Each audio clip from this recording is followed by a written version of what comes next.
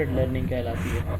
دین آتا جی پیس ایجوکیشن, ایسی ایجوکیشن جو تمام دنیا کے تمام لوگوں کے بارے میں ہو, یعنی جس میں ہم رنگ کی, نسل کی, مذہب کی, لسانیت کی, ان ساری جو تفریقیں ہیں ان کو ختم کر کے ایک فرینڈلی انوائرمنٹ میں پڑھیں, یا دوسروں کے بارے میں جو ہے وہ انفارمیشن دی جائے بچوں کو, کہ بچے ہمارے اس قابل ہو سکیں کہ ان کے اندر جو سوشل, نیشنل, ریشل, ریلیجیس جو ڈسکریمنیشن ہے یہ ختم ہو جائے.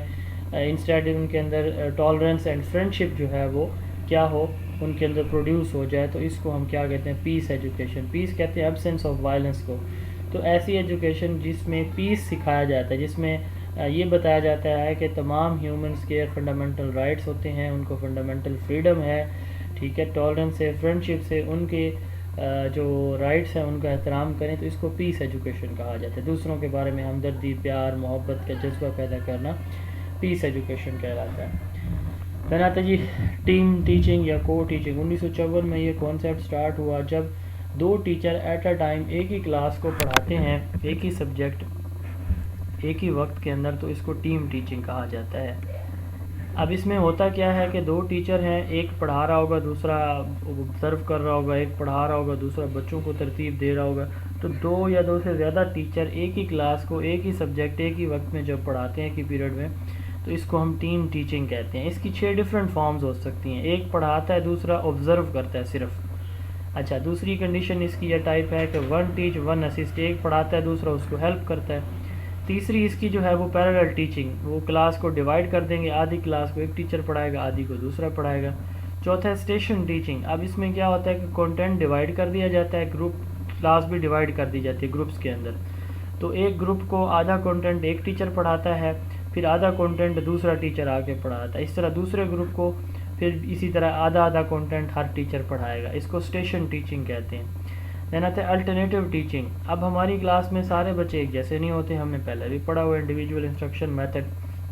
تو ہم کیا کرتے ہیں, ہم پوری کلاس کو ایک جیسے میتھڈ سے پڑھا رہے ہوتے ہیں.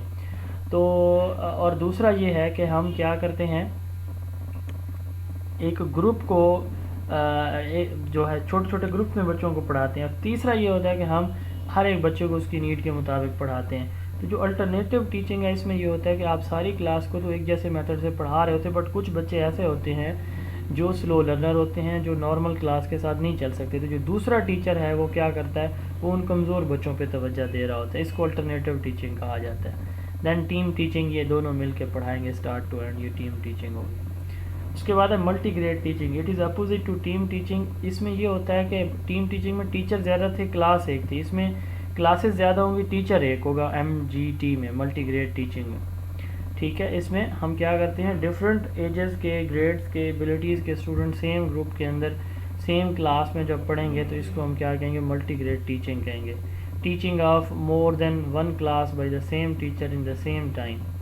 پرائمری میں ہوتا ہے یہ کنزیکٹیو گریڈز جو ہے, اس میں آپس میں ان کی گروپنگ کی جاتی ہے, جیسا کہ گریڈ 3 اور 4. تو اس کو ہم ملٹی گریڈ ٹیچنگ کہتے ہیں. 4 اور 5 کے آپس میں, یعنی ایسے گریڈز رکھے جاتے ہیں جو ایک دوسرے کے ساتھ ساتھ والے ہوں, جیسے تیسری چوتھی یا دوسری تیسری. ایسا نہیں ہوگا کہ تیسری اور 5ویں کسی ایک ٹیچر کے پاس پڑھ رہی ہو, ایسا نہیں ہوگا.